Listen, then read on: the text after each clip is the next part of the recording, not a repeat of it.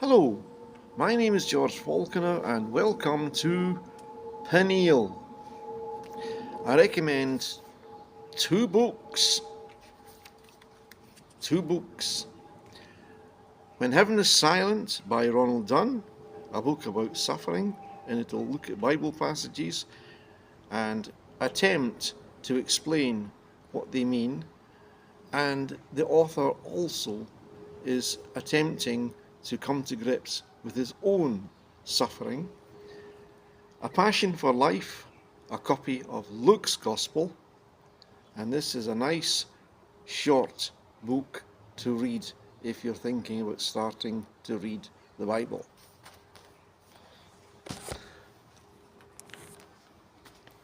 Esther, chapter 7. So the king and Haman went to dine with Queen Esther.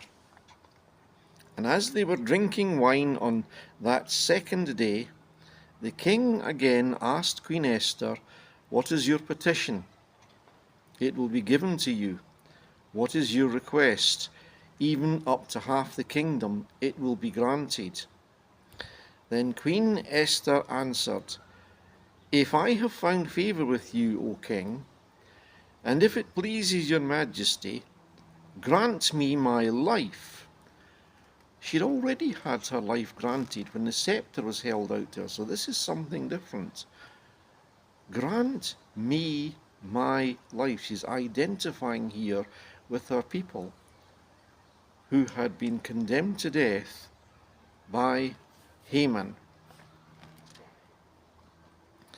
The queen answered, "If I have found favour with you, O king, and if it please your majesty, grant me my life. This is my petition. And spare my people. This is my request."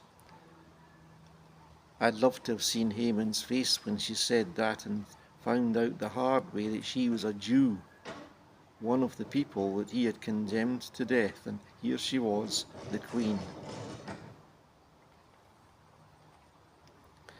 "For I and my people have been sold for destruction and slaughter and annihilation. If we had merely been sold as male and female slaves, I would have kept quiet, because no such distress would justify disturbing the king." King Xerxes asked Queen Esther, "Who is he? Where is the man who has dared to do such a thing?" Esther said, "The adversary and enemy is this vile Haman." Then Haman was terrified before the king and queen. The king got up in a rage, left his wine, and went out into the palace garden. But Haman, realizing that the king had already decided his fate, stayed behind to beg Queen Esther for his life. Now he's the one begging for life. She had begged the king for her life and for the life of her people. Indeed, she had put her own life on the line by coming to see the king when she had not been sent for, in the hope that her life would be spared when the royal scepter was held out to her, which it was. And now Haman, who had sought to destroy her people, kill them all, it's his own life now that he has to beg for. But Haman, realizing that the king had already decided his fate, stayed behind to beg Queen Esther for his life. Just as the king returned from the palace garden to the banquet hall, Haman was falling on the couch where Esther was reclining. The king exclaimed, "Will he even molest the queen while she is with me in the house?" As soon as the word left the king's mouth, they covered Haman's face. Then Harabona, one of the eunuchs attending the king, said, "A gallows 75 feet high stands by Haman's house. He had it made for Mordecai, who spoke up to help the king." The king said, "Hang him on it." So they hanged Haman on the gallows he had prepared for Mordecai. Then the king's fury subsided. I've said that this is the unusual book because God is not directly mentioned in it. He is in every word of it, though, in providence, in the way that things panned out. We saw in the last chapter that just when Haman turned up at the palace to ask the king about having Mordecai hanged, the king had been up that night because he couldn't sleep and asked to have the chronicles, and he found that Mordecai had saved his life by informing on those who had sought to have him killed and asked what had been done to honour Mordecai, and nothing had been done.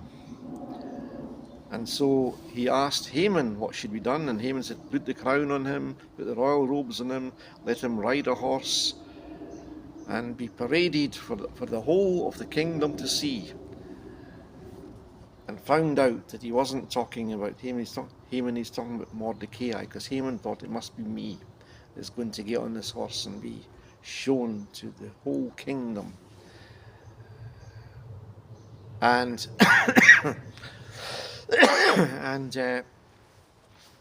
so he went back to his house in shame, and his fate was really sealed from then on. His family had warned him about this, and he went off to the banquet that he had been invited to with the three of them, and he had thought that by going to this banquet he was again being exalted, not realizing this was going to be his condemnation. Once again, for the third time, when the king asks, what is your request? He offers her, because he's promising that this is going to be big, and I'll give you up to half the kingdom. Was it a temptation for her? I can't be certain. But half the kingdom is a massive order, a massive reward. And if she'd asked for that, it would have been given to her. Instead, he asks, she has spared my life. Now her life had already been spared by the scepter being extended to her when she appeared before the king. And she pleads for the life of her people. And the scepter is extended to her a second time. I think that's symbolic. Just as the scepter being extended spared her life when she came to the king, the scepter being extended a second time, I think, is a symbol of the lives of her people being spared by the king. She says that even if their own people had just been taken as slaves and traded, she would have said nothing. But here they were to be destroyed by this conspirator. And the king is so angry. He says, where is the man who has done this? And she says, it's this vile Haman. Again, I would love to have seen a camera mounted to see Haman's face when he realized the queen is one of the people I am seeking to destroy, and now my own life is on the line. Not theirs, not hers, mine.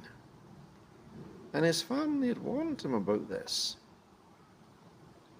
They knew when he went off to the banquet that he wouldn't be able to stand up against Mordecai because of the fact that the king had honoured him so mightily. And as I say, I think that the whole of the kingdom would have known about Mordecai being honoured for what he did to save the king's life. The king was furious. He must have thought, this Haman has fooled me. He's a blackguard. I have honoured him. I have put him above all the other nobles, and yet he seeks to destroy these people. He has fooled me into it. I have given my royal signature to it, not realizing what he was doing. That was never my intention. And the Queen is one of the very people that this vile Haman wants to destroy, all because Mordecai wouldn't bow before him. So he goes storming out, and Haman realizes, my fate is sealed. There's only one thing I can do: plead with the Queen for my life. The irony of it, she was going to be one of the people who was going to have to be destroyed, and now he's seeking his own life from the Queen. And so it seems to me he's clutching at her robe. He's certainly clutching at her upon the couch in which she was reclining. These couches would have been very low. I would imagine they're not like present day couches. And there he is, crawling on the couch. In comes the king, and as if he's not angry enough, he's even more angry to see this. He said, would you assault the Queen? And as soon as he says this, suddenly the servants cover Haman's face. I think that that is a bit like when someone has been condemned to death in court, and the sentence is about to be passed, and they put this sort of hat, this black hat, on the judge as he or she declares the sentence of death. That, to me, is what it reminds me of. Haman's face is covered. The end is coming. He had built these enormous gallows at the request of his own family and friends to make a public spectacle of hanging Mordecai. And when the king is told about these gallows that have been built, he says, hang him on them, hang Haman on them.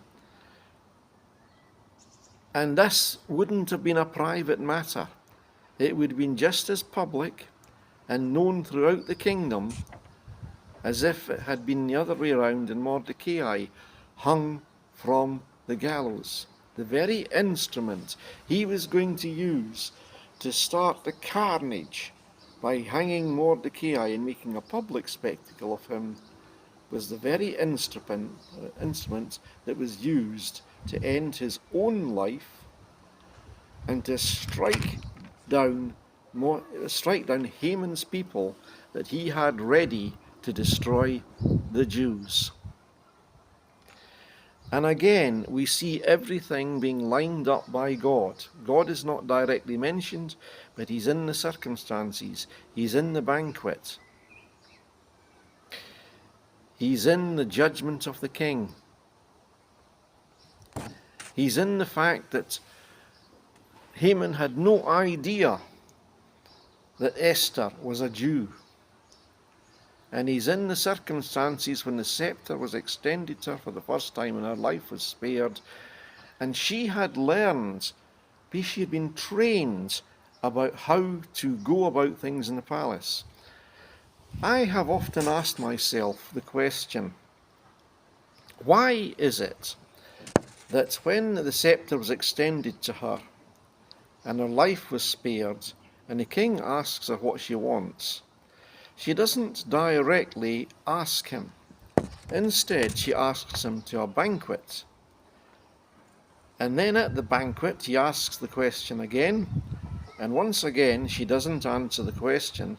She invites him to another banquet promising that at the second banquet that she's going to throw, she will make her request. Now, why didn't she just come out with it straight away when the scepter was extended? Why did she have 2 banquets before she made her request to the king?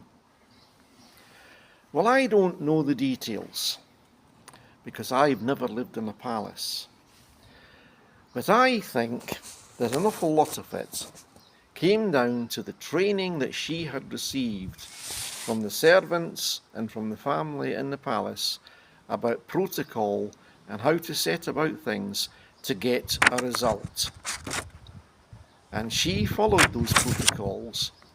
She used what she had gained in her training in the palace, learning from the servants, because remember she was a girl who took good advice. She took good advice from the king's servants. She had taken advice from her cousin Mordecai, and she's used all this advice, all this training for this moment. And Mordecai had said, who knows that you may have come to the royal palace for this moment.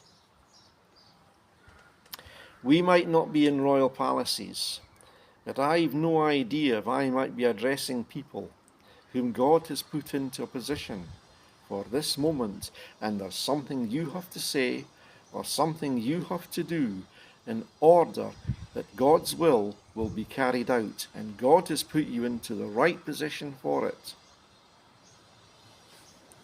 It's been my experience that people have been in the right position for me, to influence me and to push me forward. And who knows, I could be in the right position for other people as well. So Haman is hanged. Instead of receiving the great honor that he thought he was going to get, he received disgrace and death. And also, we're going to see that the very man he sought to be put to death would be honored. But there he is, imagine that, hanging on the gallows that he had built. In my imagination, and this is purely imaginary because the technology didn't exist then, but in my imagination, there he is hanging on the gallows, and the television cameras are there for the whole world to see him. Because that is the equivalent of what was happening. The people would see it, because hangings like that would have been public, not hidden away, and everyone would talk about it, and it would be spread throughout the kingdom, and I'm guessing that it was written about, and what was written was spread throughout the kingdom. Never get above yourself. Never think too highly of yourself. Always humble yourself, examine your own heart in case there is a Haman in you. And I've said there's a Haman in all of us. And that Haman needs to be put to death in our hearts so that God is honored. Amen. And we'll see what happens in the next chapter.